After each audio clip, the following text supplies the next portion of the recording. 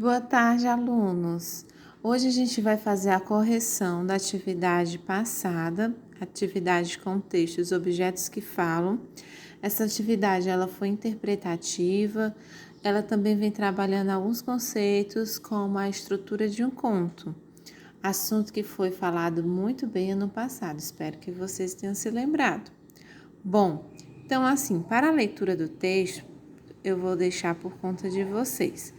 Devido ao tempo, do texto, do vídeo, ao tempo do vídeo, porque para alguns, devido à internet, fica difícil se eu alongar demais o vídeo, então para isso, não irei fazer a leitura do texto, tá certo? Então vamos focar mais ainda na intenção das atividades. Bom, esse é um conto, escrito por Ana Gabriela Barroso, da escola, ela é do 9º ano. Vamos lá para a primeira questão. O texto da Ana Gabriela, do 9º ano da escola João Moreira Barroso, é um conto. Portanto, que características desse gênero são identificadas em seu enredo? Quais são as características de um conto? Quais são as características que definem um texto para eu dizer que ele é um conto? Quais são as características desse gênero? Uma narrativa ficcional curta. O que é ficcional, tia? É porque muitas vezes não tem a ver com a nossa realidade. Um conto, ele pode sair da nossa realidade, ao contrário da crônica, que não pode, né? A crônica é narrações do dia a dia reais. O conto não, ele pode vir a ser fantasioso, fictício, né? Outro, poucos personagens, né?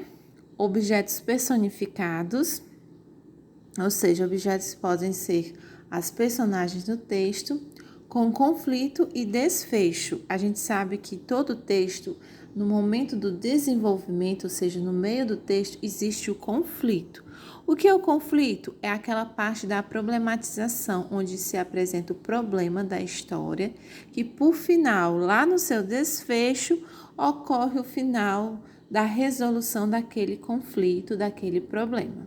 Então, essas são as estruturas básicas do gênero conto. Vamos para a segunda questão. Que fato dá início à narrativa? Fato, gente. A chegada do concurso de canto para descobrir quem cantava melhor. Terceira questão. O que motivou a realização do concurso dentro do armário? Estavam com medo de quem, gente? O medo da bruxa. Letra C. Terceira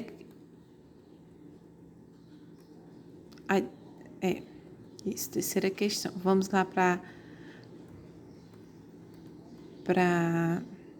quarta questão. Na frase, pensando nisso, a palavra em destaque substitui o termo nisso. O que o nisso estava se relacionando? A letra B, porém qualquer barulho poderia despertá-la. Então, pensando nisso. Quinta questão. A narradora, olha só, uma das questões que a gente sempre falou sobre o conto. O conto ele pode ter duas narrações, narrador-personagem e narrador-observador. Se ele participar da história, narrador-personagem, está em primeira pessoa. Se não, narrador-observador, porque está escrito em terceira pessoa. Então, no nosso texto, a narradora não participa do conto, já que o texto está escrito em terceira pessoa. Letra B, na quinta. Sexta. Ao longo do texto, se observa que a narradora conversa com um provável ouvinte ou leitor. Bom, às vezes isso acontece durante o texto, que você, durante a leitura, percebe que a narradora ela está também narrando e dialogando com o leitor. Ela narra, conta a história e traz umas perguntas ao leitor ou traz observações para o leitor. Localize e escreva abaixo a frase do possível leitor ou convite. Mas os objetos, Ah, eles estão em toda parte, nos ouvindo e observando. Quando ela está falando das questões dos objetos, né? 7ª questão. Na frase, pois só cantam alto quando tem certeza. A palavra em destaque introduz pois. Vai ser o que, gente? Uma explicação. Ele está trazendo ali a entendimento do porquê que eles cantam alto. Porque só quando tem certeza. Pois aí poderia estar no lugar do porquê, né? Porque só cantam alto quando tem certeza. Uma explicação. Bom, vamos lá para uma das questões que a gente tem muitas dúvidas entre fato e opiniões. Fato é algo que, independente do meu olhar, da minha opinião, do meu achismo, acontece. E opinião é aquilo que eu tenho a falar sobre o que ocorreu, ou sobre uma pessoa, ou sobre um fato.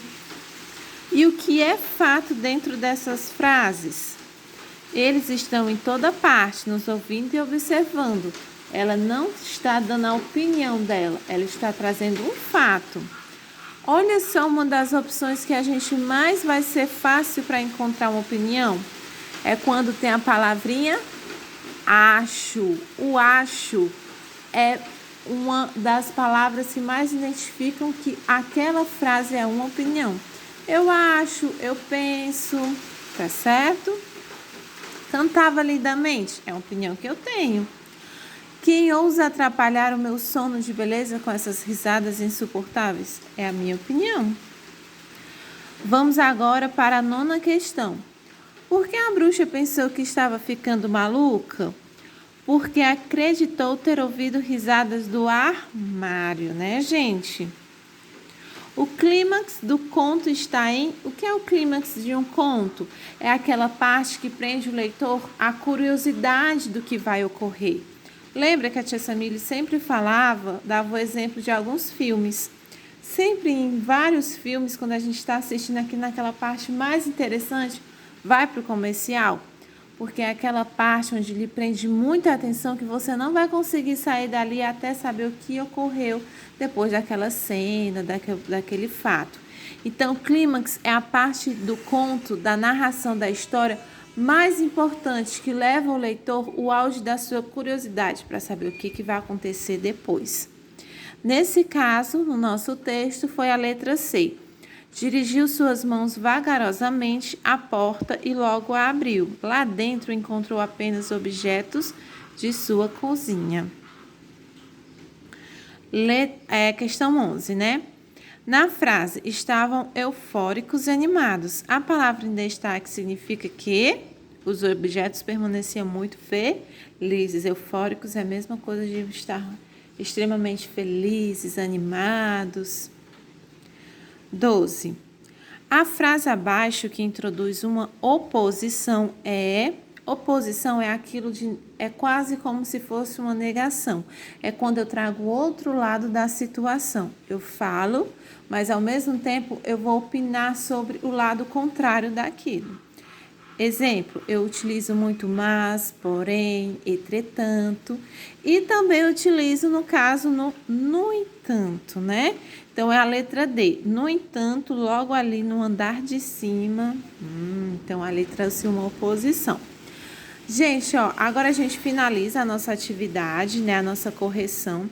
Espero que vocês tenham gostado da leitura, da atividade. Estejam sempre assíduos, presentes dentro das nossas aulas, para a gente conseguir entender muito bem o nosso processo de conhecimento. Estarei esperando por vocês na próxima aula. Tenham um bom final de semana e fiquem com Deus.